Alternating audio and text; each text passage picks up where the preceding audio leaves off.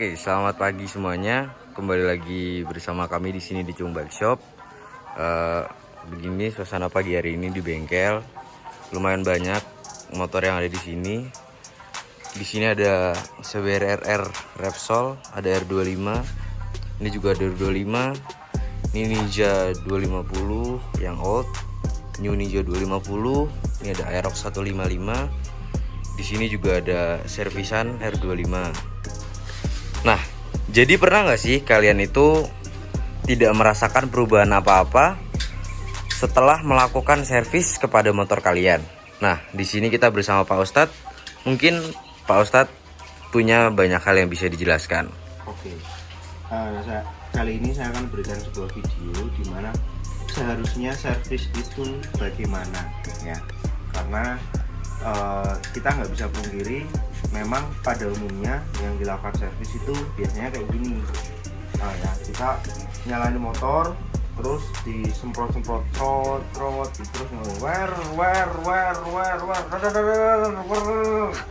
yang dilakukan adalah hal-hal seperti itu. Padahal kalau kita tahu SOP-nya di bengkel resmi itu, sekalipun di Yamaha, di Honda, itu SOP-nya adalah seperti ini. Ya, kita itu harus mencopot namanya throttle body, ya. Throttle body itu harus kita lepas, kemudian harus dibersihkan. Ini throttle bodinya sudah saya bersihkan, ya, seperti ini. Nah, kemudian setelah ini bersih, kita harus ngecek kondisi dari busi. Nah, busi harus dicek apakah busi ini masih layak atau tidak. Nah, dari setelah itu kemudian yang dilakukan, ini kita SOP dealer resmi, ya. Itu kita ngecek voltase pada aki. Voltase pada aki, apakah voltasenya itu masih normal atau tidak.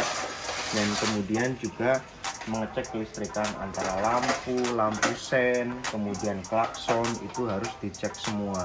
Itu adalah SOP yang benar di bengkel resmi seperti itu. Nah, itu kenapa kalau misalkan ada yang menjalankan SOP seperti ini, itu pasti ketika sudah servis motor kalian itu akan tambah enak.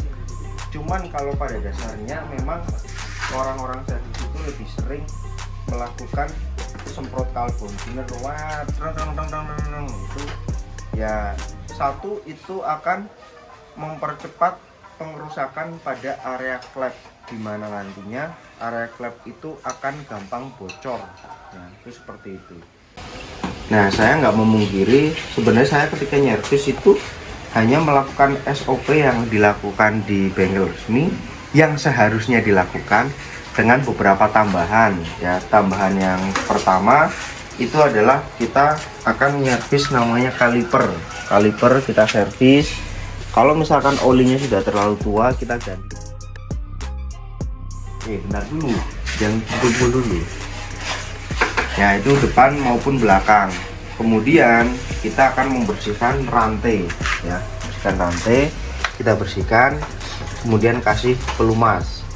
Dan juga satu lagi yang paling penting, karena saya menginginkan ketika sudah servis itu motornya benar-benar enak larinya, benar-benar ini, kita melakukan pengecekan atau pergantian juga pada area filter. Misalkan filternya itu ini filternya sudah kita ganti, kemudian yang selanjutnya adalah pembersihan pada area intake. Kita nggak melakukan geber-geber. Itu kenapa? Walaupun kita nyervisnya ini di area perumahan, kita nggak pernah bermasalah dengan tetangga sebelah karena hampir nggak pernah geber. Jadi ini udah bersih, udah tinggal pulang keluar aja biasa, kayak gitu. Nah, ini kita tunjukkan salah satu proses pembersihan dari area intake. Nah, ini adalah intake yang ketika tidak dibersihkan dia akan terlihat seperti ini. Di area ini dia akan terjadi pengendapan baik bensin atau karbon. Nah, kalau bisa dilihat lagi di area klepnya, nah itu di area klep itu biasanya juga ada tumpukan karbon. Nah, itu kenapa di bagian intake ini juga biasanya akan saya bersihkan. Bersihkannya itu cuman pakai si foam, semacam carbon cleaner yang bentuknya busa.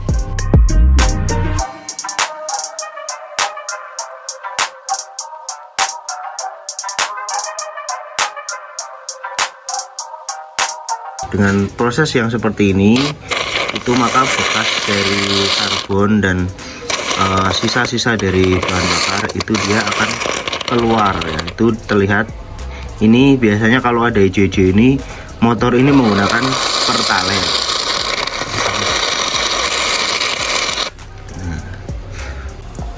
Nah, kemudian setelah melakukan pemasukan si foam ini, kita akan menunggu sampai si foam ini bekerja untuk membersihkan baik dari klep maupun aliran intake ya. Nanti kita akan lihat hasilnya. Nah, ini untuk kaliper kita lepas. Kemudian kita nanti akan bersihkan baik dari kampas rem, kalipernya itu sendiri, dan juga pistonnya ya. Nah, nanti kita akan tunjukkan sebelum dan sesudahnya seperti apa. Nah, ini kalipernya udah dibersihin ya.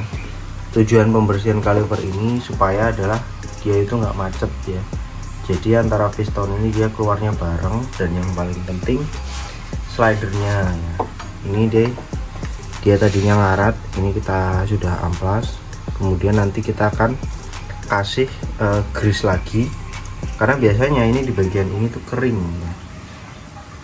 Kalau misalkan kaliper kalian macet, itu biasanya kampasnya habisnya nanti nggak rata atau apa, karena pada bagian si kaliper dia itu nggak mau main.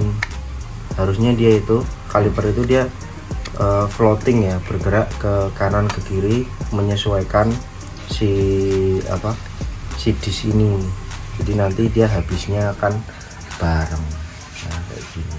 Oke, ini untuk kalipernya. Sekarang kita lihat ke sisi intake yang sudah dibersihkan. Nah, ini setelah dibersihkan, kondisi intake-nya adalah seperti ini ya. Baik dari klep maupun intake itu dia bersih dari karbon ataupun sisa dari bahan bakar pewarna atau apa, itu dia sudah bersih. Nah, ini biasanya kalau ininya bersih, throttle-nya bersih, pasti motornya kenceng.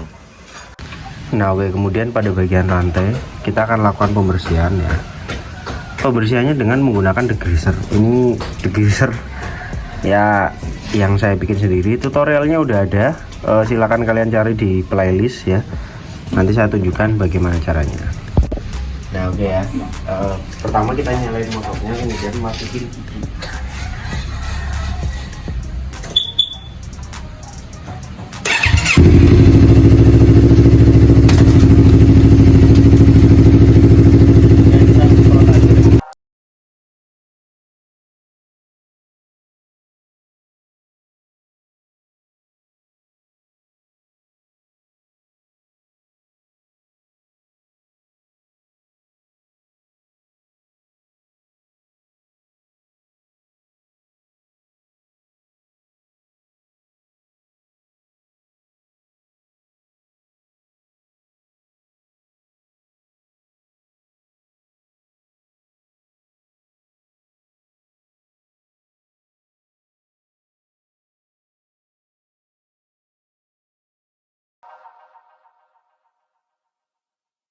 Nah, ini kalau udah dibersihin pakai degreaser, dia hasilnya akan seperti ini.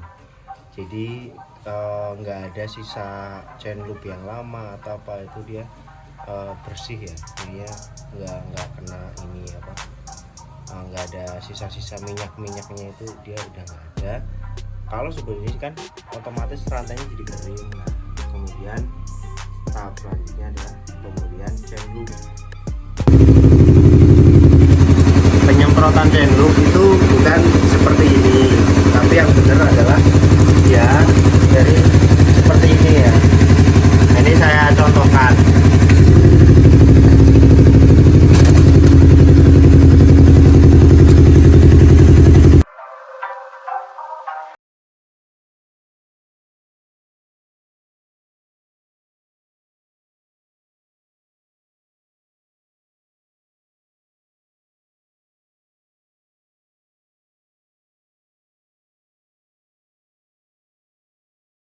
Nah, penyemprotan yang tidak kayak gini itu pertama untuk menghindari chain loop itu nemplek di area velg atau di area ban.